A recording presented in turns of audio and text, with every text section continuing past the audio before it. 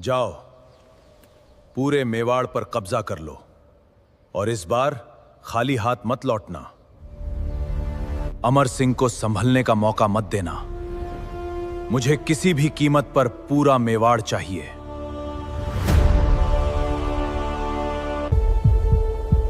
जब तक अमर सिंह जीवित है, मेवाड़ की ये पवित्र मिट्टी किसी मुगल के पैरों तले नहीं रौंदी जाएगी।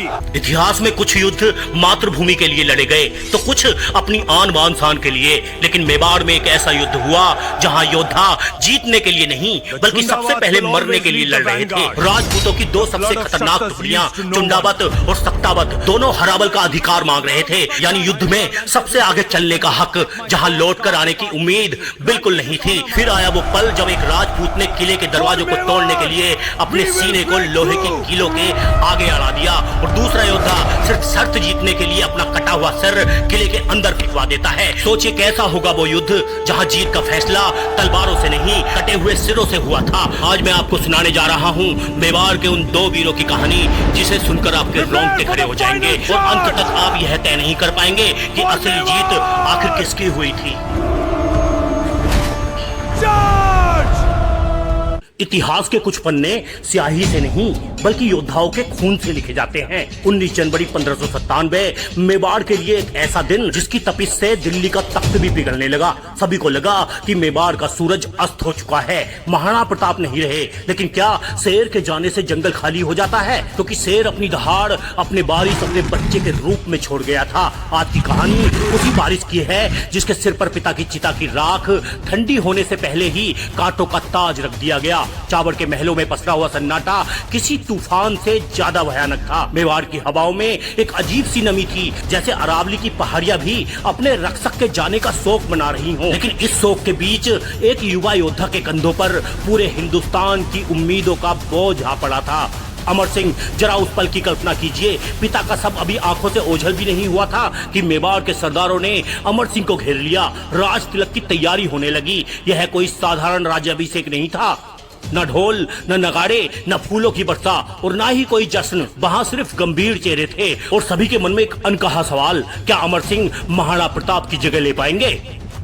जब मेवाड़ के प्रमुख सरदारों ने अमर सिंह की कमर में तलवार बांधी और सिर पर पगड़ी रखी तो वह पगड़ी कपड़ों की नहीं बल्कि जिम्मेदारी के भारी पत्थरों की बनी थी। अमर सिंह की आंखें नम थीं, लेकिन उनका माथा तना हुआ था। उन्होंने अपने पिता की तलवार को चूमा और भरी सभा में जहां भील सरदार और राजपूत योद्धा खड़े थे, अपनी गूंजती हुई आवाज में कसम खाई, मेरे पिता का शरीर गया है, उनका संकल्प नहीं। जब तक अमर सिंह जीवित है, मेवाड़ की यह पवित्र मिट्टी किसी मुगल के पैरों के तले रौंदी नहीं जाएगी। यह सिर्फ एक कसम नहीं थी, यह आने वाले रक्तपात की भविष्यवाणी थी। उधर सैकड़ों मील दूर आगरा के किले में जब यह खबर पहुंची तो मुगल दरबार का माहौल देखने लायक था। बादशाह अकबर, जो जिंदगी भर प्रताप को झुकाने के सपने देखता रहा, खबर सुनते ही सन्न रह गया। इतिहासकार बताते हैं कि उस दिन अकबर खुश नहीं हुआ। उसने अपनी जीभ दांतों तले दबा ली और उसकी आंखों से भी आंसू छलक पड़े। उसे एहसास हो गया कि भारत का सबसे सच्चा सपूत चला गया। लेकिन एक बादशाह के आंसू सियासत से परे नहीं होते। अकबर का दुख असली था, लेकिन उसकी महत्वाकांक्षा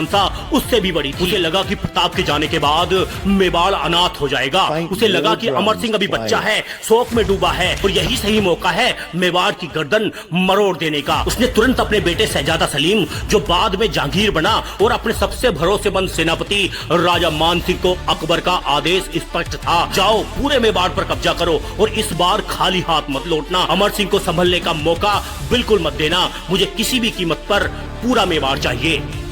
साल 1599 मेवाड़ पर एक नया तूफान लेकर आया। शहजादा सलीम एक विशाल मुगल सेना के साथ मेवाड़ की सीमाओं में दाखिल हुआ। मुगलों की यह फौज किसी बाढ़ की तरह थी जो अपने रास्ते में आने वाले हर गांव, हर खेत को तबाह करती जा रही थी। उनकी रणनीति बदल चुकी थी। अब वे सिर्फ सेना से नहीं लड़ रहे थे, वे मेवाड़ की अर्थव्यवस्था को निशाना बना रहे थे। खड़ी फसलें जला दी गईं, गाँव को लूट लिया गया ताकि मेवाड़ के लोग भूख से हार मान ले। लेकिन सलीम यह भूल गया कि अमर सिंह ने युद्ध की शिक्षा किसी किताब से नहीं बल्कि अपने पिता महाराणा प्रताप की छाया और इन्हीं जंगलों में रहकर ली थी। अमर सिंह ने और भी ज्यादा तीखेपन के साथ वही किया जो उनके पिता करते थे, लेकिन इस बार उन्होंने मुगलों को मेवाड़ के भीतर अरावली की संकरी घाटियों में आराम से घुसने दिया और फिर शुरू हुआ छापामार युद्ध का वह खूनी खेल जिसने मुगलों की नींद हराम कर दी। दिन में मुगल सेना आगे बढ़ती और रात होते ही अमर सिंह के वीर सिपाही अंधेरे को चीरते हुए उन पर टूट पड़ते। उनके खाने पीने के काफिले लूट लिए जाते, मुगल पहरेदारों के गले रेत दिए जाते। सलीम हताश होने लगा था, वो उस दुश्मन को कैसे पकड़े जो दिखता ही नहीं।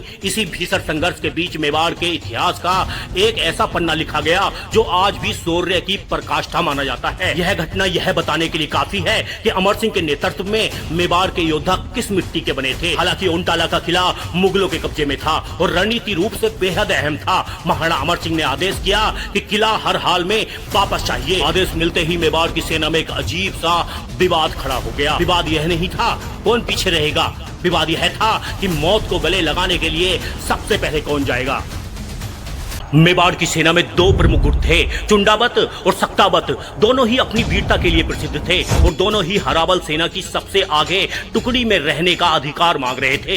हराहल में रहने का मतलब युद्ध में सबसे पहले मरना। यह अधिकार पाने के लिए तलवारें तक खींचने की नौबत आ गई। बात महाराणा अमर सिंह तक पहुंची। वे जानते थे कि अगर यह झगड़ा नहीं सुलझा तो सेना बढ़ जाएगी। उन्होंने एक ऐतिहासिक और अनोखा फैसला सुनाया। उन्होंने कहा कि न बहस होगी न झगड़ा, जो दल सबसे पहले ओंटाला के किले के अंदर प्रवेश करेगा भविष्य में हरावल का अधिकार उसी को होगा। बस फिर क्या था, यह युद्ध अब मुगलों से ज्यादा अपनी आन बान को साबित करने का युद्ध बन गया। भोर होते ही दोनों दल किलों की तरफ दौड़ पड़े, एक तरफ से सक्तावत और दूसरी तरफ से चुंडावत। सक्तावत सरदार बिल्लू सिंह अपने साथियों के साथ किले के मुख्य द्वार पर पहुंचे, लेकिन वहां एक मुसीबत खड़ी थी। किले का दरवाजा विशाल था और उस पर लोहे की लंबी लंबी नुकीले कील लगी थी। हाथी भी उन कीलों को देखकर पीछे हट रहा था, टक्कर मारने को तैयार नहीं था। समय बीत रहा था और चुंडावत दूसरी तरफ से दीवार फांदने की कोशिश कर रहे थे।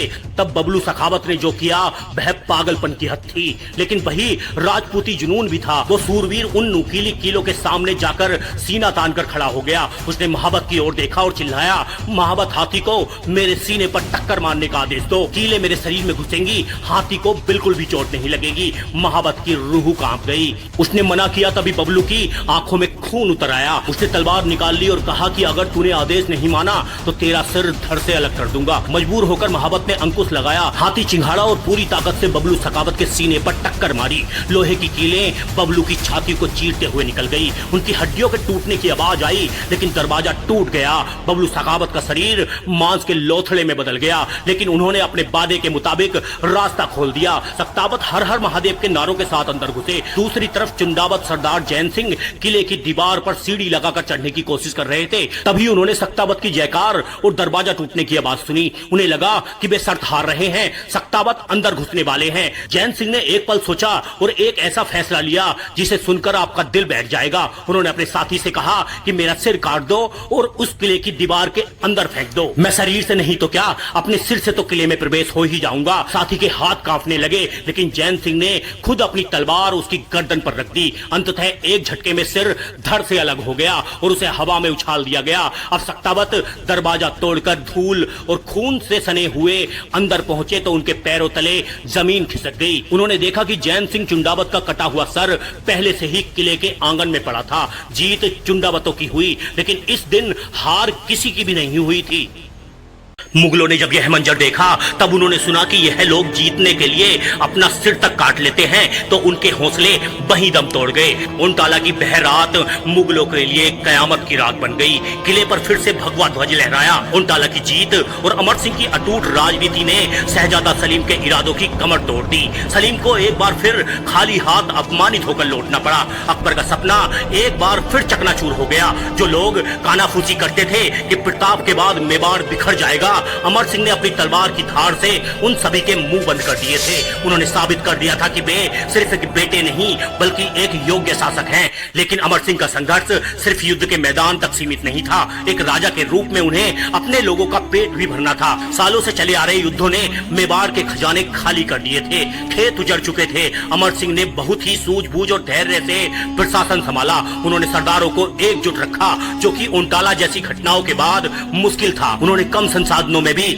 अपनी प्रजा का मनोबल कभी टूटने नहीं दिया। वे जानते थे कि असली ताकत सोना चांदी नहीं बल्कि उनके लोगों का विश्वास है। समय का पहिया घुमा और साल 1605 आया। मुगल बादशाह अकबर की मृत्यु हो गई। वह बादशाह जिसने अपनी पूरी जिंदगी मेवाड़ को नक्शे से मिटाने में लगा दी, वह अपनी इस अधूरी ख्वाहिश को लेकर दुनिया से चला गया। लेकिन अकबर की मौत मेवाड़ के लिए शांति का पैगाम नहीं थी बल्कि एक नए और ज्यादा भयानक तूफान की आड़ थी, क्योंकि अब दिल्ली के तख्त पर वो बैठने वाला था जिसका मेवाड़ से सिर्फ राजनीतिक नहीं बल्कि व्यक्तिगत बैठ था, शहजादा सलीम, जो कि अब जहांगीर के नाम से बादशाह बना। जहांगीर ने अपनी आत्मकथा तजु के जहांगीर में साफ साफ लिखा है कि मेवाड़ का स्वतंत्र रहना उसके सीने में कांटे की तरह चुभता था। उसे अपनी पुरानी हार का बदला लेना था। बादशाह बनते ही जहांगीर ने कसम खाई कि जो काम उसका पिता अकबर 50 सालों में नहीं कर पाया वो उसे करके दिखाएगा। उसने मेवाड़ के खिलाफ खुलकर आक्रमण का ऐलान कर दिया। अब अमर सिंह के सामने एक ऐसी चुनौती आने वाली थी जो उसके धैर्य, साहस और त्याग की अंतिम परीक्षा लेने वाली थी। जहांगीर ने सिर्फ एक सेना नहीं भेजी, उसने मेवाड़ को निगलने के लिए पूरा मुगल साम्राज्य झोंक दिया। उसने अपने सबसे क्रूर, सबसे बेरहम सेनापतियों को चुना। परवेज, महाबत खान, अब्दुल्ला खान, यह बेनाम थे जो जहां से भी गुजरते वहां सिर्फ लाशें और राख बचती। जहांगीर की रणनीति अब युद्ध जीतने की नहीं बल्कि मेवाड़ की नक्सल कुशी करने की थी। अब तक अमर सिंह ने जो भी लड़ा था वह सिर्फ एक टेलर था। असली तबाही तो अब शुरू होने वाली थी। क्या महाराणा अमर सिंह इस खून की आंधी को रोक पाएंगे? उन टालों में जो बलिदान उनके सरदारों ने दिया, क्या वह व्यर्थ चला जाएगा? अब एक तरफ मुगलों का पूरा खजाना और बारूद था और दूसरी तरफ मेवाड़ की सूखी रोटियां और उनका अटूट हौसला था। आज आपने देखा कि मेवाड़ के वीरों ने अपने खून से वफादारी की ऐसी मिसाल लिखी जिसे सुनकर आज भी रोंगटे खड़े हो जाते हैं। लेकिन यकीन मानिए यह तो सिर्फ शुरुआत थी। अगले अध्याय में इतिहास का वह दौर आने वाला है जब मेवाड़ पर एक नहीं, दो नहीं, पूरे 17 बार मौत बनकर मुगल सेना टूट पड़ी। हर हमला पहले से ज्यादा खूनी, हर युद्ध पहले से ज्यादा दर्दनाक और सबसे बड़ा दर्द, महाराणा अमर सिंह को दुश्मनों से ज्यादा अपने ही वीरों की टूटती सांसें सताने लगी। वह अपने सामने मेवाड़ के रण बाकुरों को तिल तिल कर शहीद होते देखते रहे, लेकिन फिर उनका सिर झुका नहीं। अगले एपिसोड में आप देखेंगे कि कैसे मेवाड़ की धरती लहू से लाल हुई, कैसे माताओं ने अपने बेटों को अंतिम बार केसरिया पहनाया और कैसे एक राजा अपने राज्य को बचाने के लिए भीतर ही भीतर टूटता चला गया। यह सिर्फ एक युद्ध की कहानी नहीं बल्कि यह बलिदान, दर्द और स्वाभिमान की बह गाथा है जिसे सुनकर आपकी आंखें नम हो जाएंगी मगर सीना गर्व से चौड़ा हो जाएगा। अगर आज ओंटाला के वीरों का बलिदान आपके दिल को छू गया हो तो वीडियो को अभी लाइक करें, कमेंट में पूरी ताकत के साथ लिखें हर हर महादेव और चैनल को सब्सक्राइब भी करें, क्योंकि अगले भाग में इतिहास का वह सच सामने आएगा जिसे सुनकर शायद आपकी रूह कांप जाएगी।